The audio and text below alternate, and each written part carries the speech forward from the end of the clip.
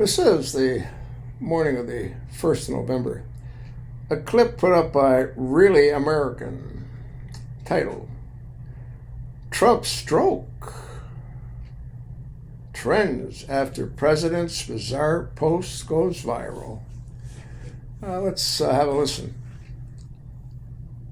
Plays for 12 minutes and 34 seconds.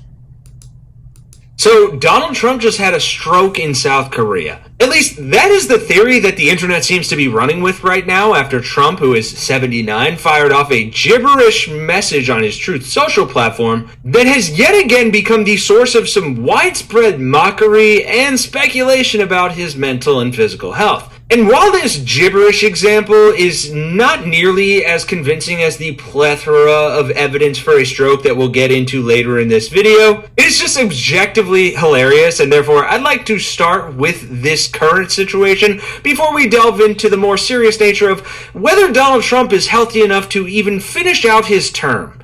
Either way, you can do your patriotic duty to piss this prick off,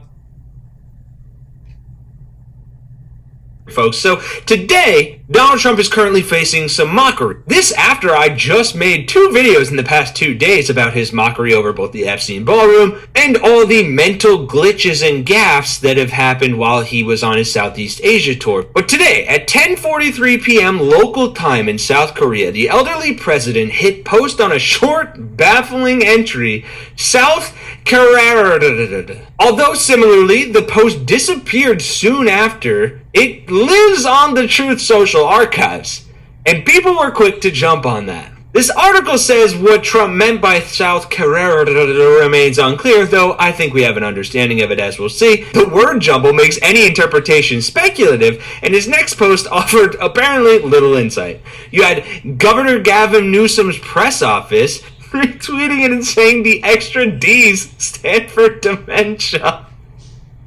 And then the Lincoln Project, who were the source of that viral video that I talked about yesterday about the Epstein Ballroom, they responded to it, quote tweeting it and saying, quote, perfect MRI.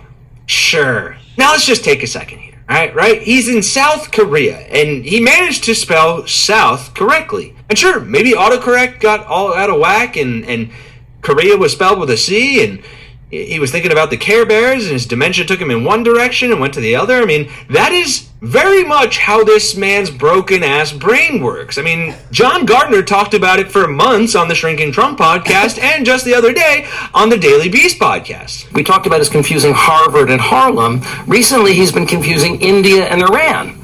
You know, he's been talking about Pakistan being at war with Iran, and he's trying to broker a peace, and he says Iran several times when he's talking about India. As an example, if you look at Pakistan and Iran, I told them I was in the midst of negotiating a trade deal with Iran, and Pakistan was going to be in line. Well, Chris, what do those 2 countries have in common? You know, they begin with I. Right. That's sort of like Harvard and Harlem. So that's the level of free association we're talking about. And is that just because he's the president and he's got a lot of details to keep on top of? I mean, I agree that getting India and Iran confused is potentially a deadly mistake. But is there any benefit of the doubt you could give him that he's, trying to master a ton of detail here? Well, look, as an older person, I tend to give people a lot of benefit of the doubt. I mean, even on my own podcast, sometimes I say, oh, yeah, the person from Germany,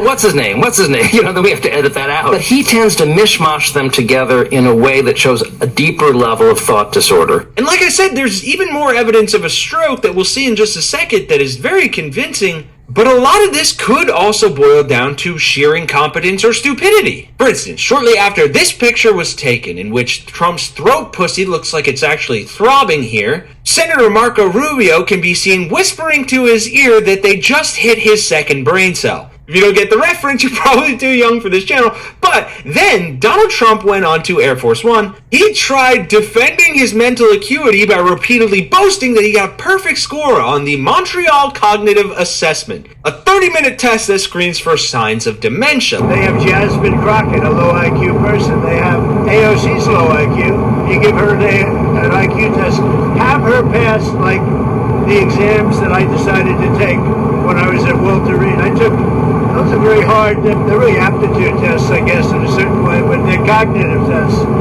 Let AOC go against Trump. Let Jasmine go against Trump. I don't think Jasmine, the first couple of questions are easy. A tiger, an elephant, a giraffe, you know. When you get up to about 5 or 6, and then when you get up to 10 and 20 and 25, they couldn't. Yeah, and apparently the test just asked respondents to draw a clock, identify pictures of animals, and repeat back a list of 5 words. Like you'll go person, woman, man, camera, TV. Could you repeat person? But okay, now that the fun is over, there is actually some very real evidence to this theory that Donald Trump has suffered a stroke. We all saw the picture of his face drooping. We made a video about it here on the channel, and we've actually gone through a deep dive of this thread before as well. I'll link to the video below, but here it is in a shorter form. This is a thread on Twitter from Adam Cochran, who is an investor, a professor, a policy consultant, and an independent investigative journalist, who almost 2 months ago detailed that there is growing evidence that the White House is covering up the fact that Donald Trump has been dealing with TIA strokes. TIA standing for temporary interruption of blood flow, and I think the pictures of his cankles and his bruised hands show us all we need to know there, that that is actually the case in Donald Trump's physical health. Starting with the basics, TIAs are temporary blockages. You'll see symptoms, leg dragging, eye drooping, but they resolve within 24 hours. Then there are what are called ischemic strokes that leave a lasting impact, but can range dramatically in scope and severity. These TIA strokes, though, tend to precede an ischemic stroke in about 30% of patients and often result in long-lasting interventions to try and prevent any risk of a larger stroke. So then you have Adam pointing to, evidence from this video from Ron Filipkowski in March 2024, when he noted that Trump was dragging his right leg for a while. Then, in a Time magazine interview from right after the election, we see the first note of Trump's hand bruising. Once again, something people didn't think much of at the time. It comes up again during the Macron visit on February 25th of 2025, where Caroline Levitt repeats the lie about it being from shaking too many hands, which we've also disproven on this channel. And then in Trump's next medical event, we see some weird new medications on his annual physician's report. I don't know how to pronounce the first 2 of these, but daily aspirin is in there. But even the aspirin is no longer recommended for prevention anymore, and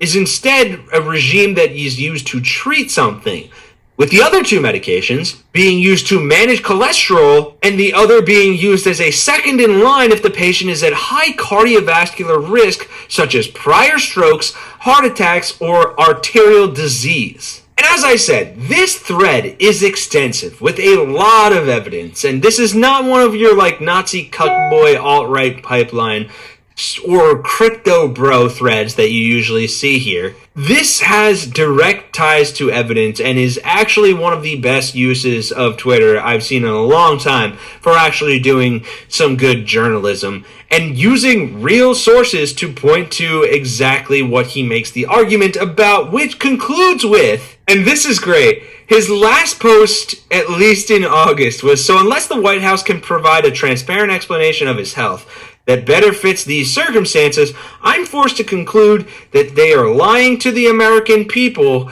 and hiding that Trump had a stroke. It's time for the press to push on this and get clarity." To which I presume is a MAGA troll named Kara, which is very close to Karen, I will say, says, "I believe there is growing evidence that Adam Cochran is covering up the fact he is dealing with losing his mind."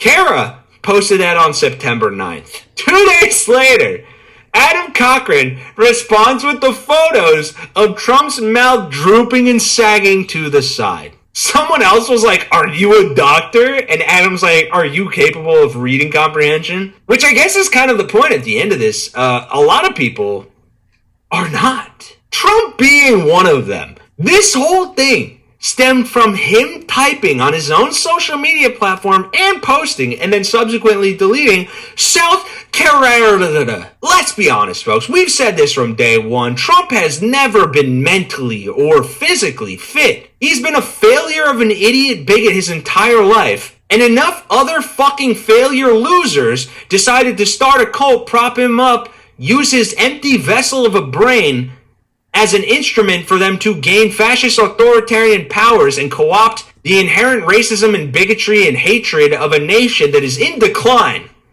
and has been for a long time. And now all those fucking idiots believe he's some kind of god king when he's failed in every business venture he ever had until the second term of his American presidency, thanks mostly to those people who propped him up, bankrupted a bunch of casinos, assaulted a woman, paid for sex with a porn star while his wife was pregnant. Oh, Christian values. I think I finally get it. Like, Trump supporters are such losers, and they saw this absolute scam artist loser fail his way into success, so they believed that by supporting him, they could too. And if they stop supporting him, then they give up on their dreams of ever being anything. So for most of them, I gotta say, I get it. But the part of me that is, a bit of a tough love kind of guy wants to tell them to give up.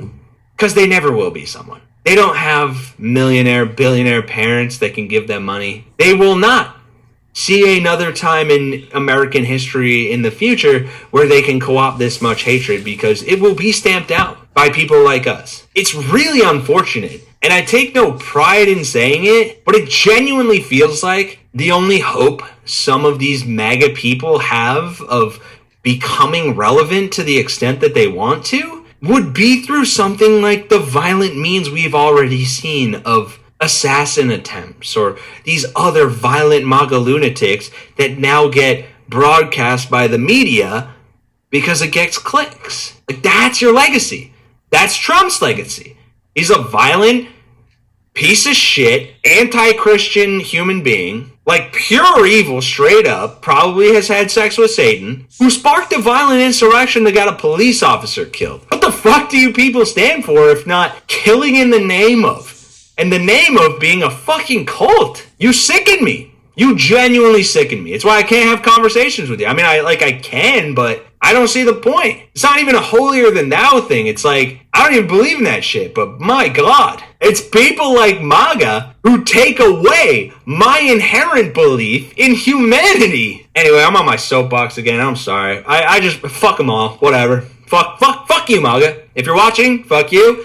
If you're not watching, fuck you. If you're praying to dear Lord Jesus tonight and you still support Trump, go to hell. But don't shoot the messenger, folks. That's just my opinion. God actually told me. He came down and he was like, hey, I need you to grab a couple stones and look into a box and write this down like Joseph Smith. He said, tell all the Christians and evangelicals that voted for Donald Trump that they are sinners. And you can take my word for it that that's the word of God. Anyway, fuck this shit. So, like, what do you think, huh? I'll attach the link. Pass it along, and thanks for listening.